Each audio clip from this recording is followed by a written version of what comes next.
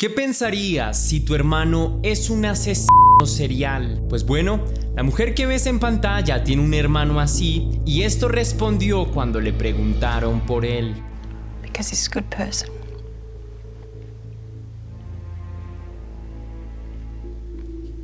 Do you think that's the image most people have of him?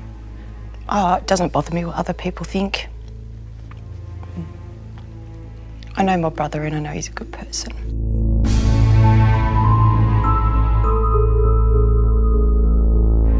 Antes de iniciar quiero enviar un saludo muy especial y cósmico a una leyenda, a Canarito60, que me escribió: fue el primer video de test misterios que veo y me encanta tu forma de contar. Muchísimas gracias. Gracias a ti, leyenda, por brindarme tu apoyo. Gracias por darme una oportunidad a mi trabajo, por verlo, por compartirlo, por apoyarlo. Deseo que tu familia esté muy bien y te deseo también un hermoso día. Te envío un fuerte abrazo, leyenda, y nuevamente muchas gracias. Ahora sí, la pregunta del día de hoy es: ¿crees que la infancia puede determinar la adultez? Déjame tu respuesta en la caja de comentarios.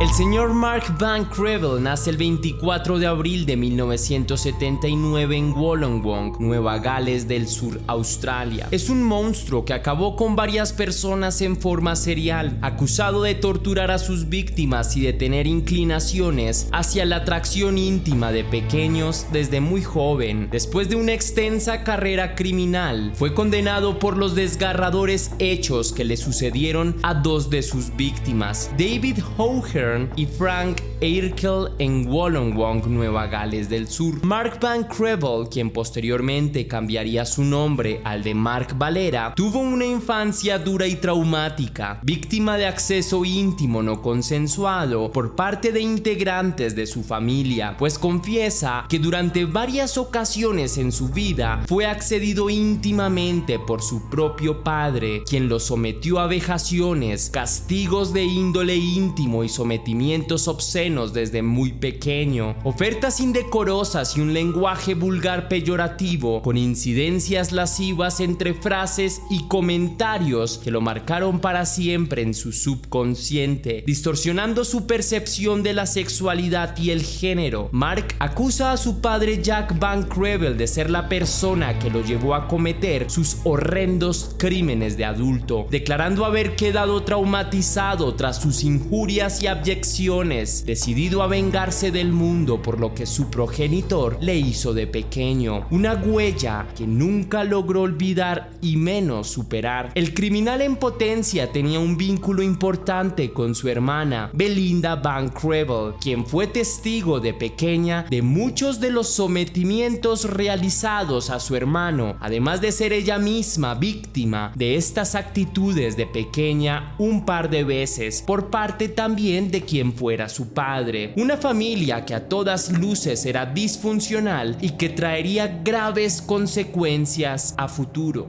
Tell me about Mark, your brother, the person you know. I love my brother. Is it tough talking about your brother? Very. I could see you getting upset about it. Yeah.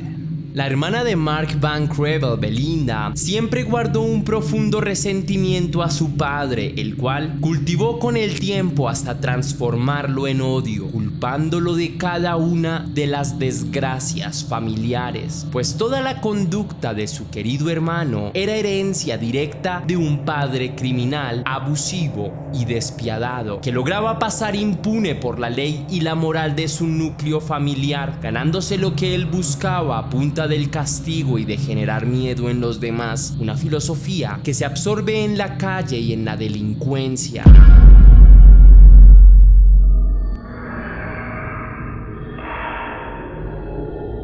El 12 de junio de 1998, el comerciante local de mercancías David O'Hearn, de 59 años, fue brutalmente acabado en su propio domicilio, ubicado en Albion Park, por quien fuera su presunto amante secreto. Su cuerpo fue encontrado en el interior de su tienda de mercancías en la esquina de Keneuka Road. Estaba ubicado boca arriba, sentado en un sillón flexionando la cadera, sin su cabeza cabeza y sin entrañas en el torso, con varios cortes profundos en su estómago y su pecho. Sostiene el cuerpo sin respuesta una bandeja metálica de plata. Sobre ella, sus vísceras expuestas como si se tratara de un festín preparado para una bestia carnívora. La cabeza del occiso fue encontrada en la cocina, donde se reconoció el cuerpo como el del señor David O'Hearn. Debido a la manipulación del cuerpo luego del crimen, los cortes y la disposición en la que fue puesto, no fue posible determinar con exactitud una causa de muerte, pues la escena había sido manipulada. Forenses reportaron que el cuerpo presentaba múltiples lesiones y cortes, además de rastros de actividad íntima. La conjetura más probable sobre la causa de muerte es asociada a la fractura craneal. Hay muchos golpes y roturas en su cabeza. Una licorera de vino fue localizada en la escena del crimen, manchada con restos de sangre, clasificada como el arma homicida antes de extraerle la cabeza al cuerpo y el destripamiento. La escena del crimen, además de presentar el horrendo lugar de los hechos donde encontraron las partes de lo que era David, también estaba preparada con cierto aire de ritual pagano. Parecía una ofrenda en una creencia bastante oscura. El cuerpo no presentaba consigo su mano derecha. Fue extraída para escribir con ella una serie de símbolos en las paredes y en el suelo, cruces invertidas, pentagramas y símbolos de sus creencias. Mark Valera tan solo tenía 19 años en el momento que cometió este escalofriante hecho. Vivía a pocas casas de la tienda de la víctima, con quien llevaba además una relación afectiva de poco menos de un año, pero con quien vivió algunos momentos de comunicación en el pasado de buena manera. Inicialmente la policía vinculó los casos a una secta oscura que operaba por la zona, culpando a varios integrantes de una pandilla local. Sin embargo, todos los integrantes tenían una coartada ante el delito, pues ninguno estaba por la zona el día de los hechos. Se vinculó a un sospechoso local, un joven reconocido por sus prácticas ocultistas llamado Keith Schreiber, quien curiosamente era compañero de residencia de Mark Valera para ese entonces y con quien llevaba además una buena relación. En el domicilio implicado encontraron varios dibujos similares a los dibujados en la escena del crimen, relacionándolos a prácticas de magia negra, por lo que se vinculó a Cave como el principal sospechoso del crimen contra David O'Hearn.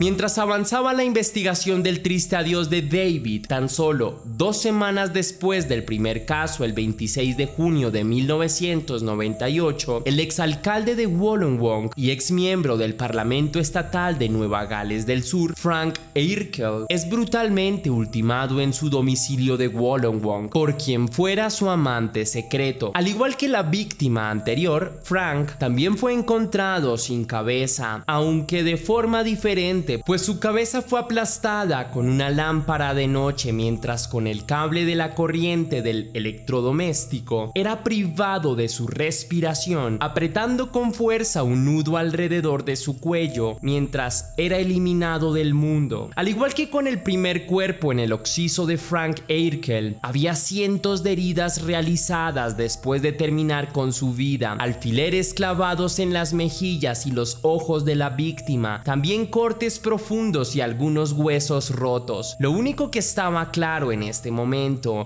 es que Frank también sufrió mucho en sus últimos minutos de vida. Frank Airkel, a pesar de su trayectoria política y su importante influencia, estaba inmerso en investigaciones relacionadas al consumo del contenido íntimo que incluyen a menores y escándalos íntimos con menores a tan solo unos pocos meses antes de ser hallado sin vida, por lo que algunas personas pensaban que esto podría relacionarse con los detalles del crimen, como si fuese algún tipo de venganza.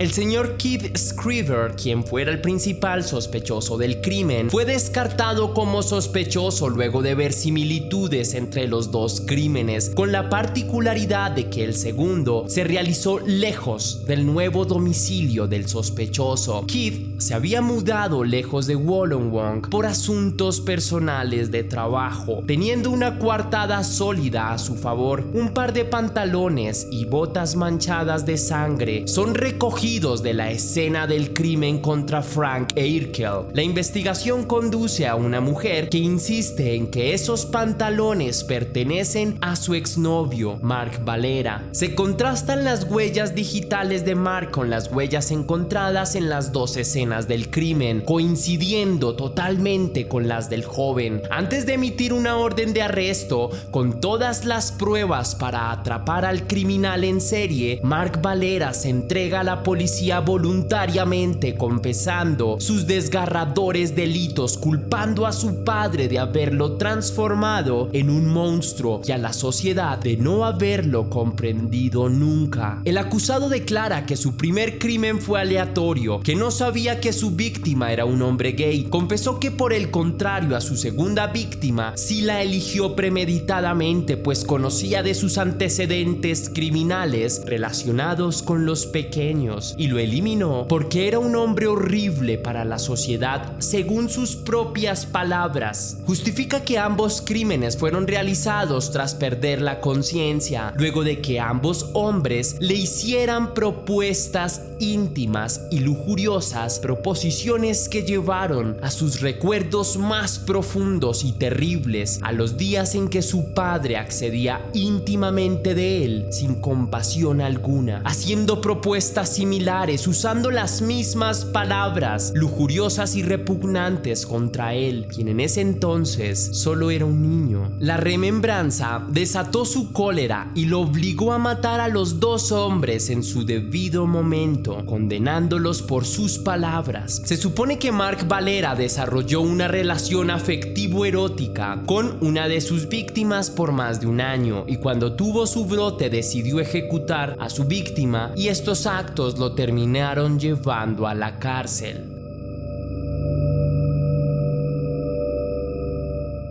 Luego de un análisis del caso de Mark Valera en estrados judiciales, un juez decidió que fuera condenado a 2 cadenas perpetuas. El acusado declaró que su padre había sido abusivo con él desde muy pequeño. También que ambas víctimas le hicieron proposiciones íntimas, las que llevaron a Mark Valera a perder el control, pensando que eso podría ser una justificación de sus terribles actos. Sin embargo, en agosto del año 2000, fue declarado culpable de los 2 casos en cuestión, y en diciembre del mismo año fue condenado a 2 cadenas perpetuas sin posibilidad de acceder a la libertad condicional.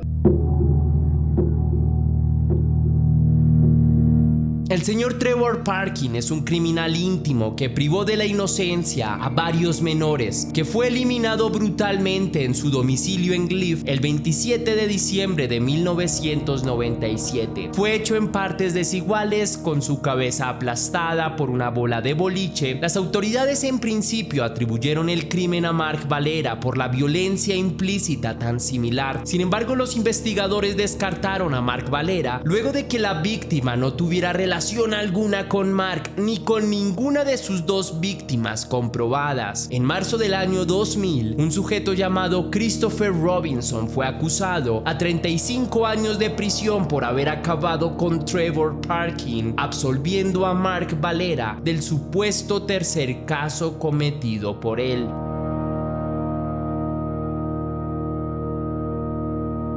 Things would your father do to you? He'd beat me every day. I thought he would kill me. Every day I lived in fear. I thought I was dead. He would end up killing me. 2 semanas después del arresto y la condena de Mark Valera, su padre, el presunto causante de todos los traumas y el dolor de Mark, la bestia detrás de todo el sufrimiento familiar, sería eliminado a puñaladas en su propia casa de Albion Park. Investigadores dieron con la culpable del crimen, quien fuera la hermana de Mark e hija de la víctima, la señorita Belinda Van Crevel, quien había contratado contratado a un amigo suyo y presunto amante, al señor Keith Scriver, para que terminara con la vida de su propio padre como venganza por su hermano preso. Belinda había sido víctima también de acceso íntimo violento por parte de su padre durante su infancia y su adolescencia. Además, lo culpaba por arruinar a la familia, desencadenando el monstruo en el que había transformado a su hermano Mark y convertirlo en una persona fuertemente criticada por los medios de comunicación, que deberá pasar el resto de su vida en la cárcel. Y así respondió Belinda varios años después, cuando le preguntaron sobre qué pensaba acerca de su hermano. Because he's a good person.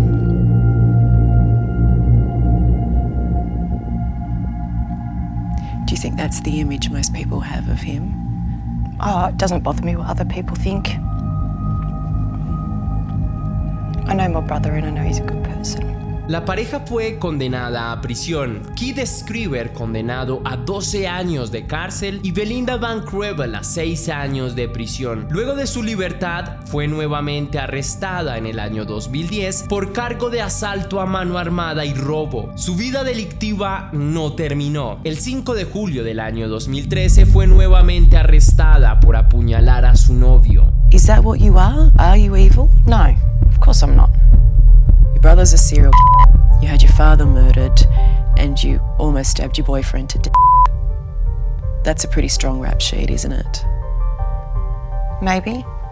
Si conoces más información sobre este caso, no olvides ayudarme a completarlo escribiendo allá abajo en la caja de comentarios para darnos a todos más información. Tampoco olvides la pregunta del día de hoy, leyenda: ¿crees que en la infancia puede ser determinante para tu adultez? Déjame tu respuesta allá abajo. Hasta aquí va el video de hoy, leyenda. Si te gustó la investigación, déjame saber con un misterioso like. Recuerda seguirme en todas mis redes sociales para que tú y yo estemos más en contacto. Si quieres y si puedes hacer una pequeña donación para la producción de Test Misterios, estaré enormemente agradecido. Lo puedes hacer de dos maneras distintas. La primera es con el botón de super gracias que se ubica allí abajo, justo al lado del botón de descargar, o también lo puedes hacer vía PayPal, ya que tienes el link en la descripción y también en el comentario fijado. Si lo haces de cualquiera de estas dos maneras, recibirás un agradecimiento personalizado y un saludo de mi parte para un próximo video. Ahora sí, sin nada más que añadir por hoy, mi querida leyenda, recuerda que las dudas te acompañan, que somos misterio y que tú y yo nos vemos en el próximo caso.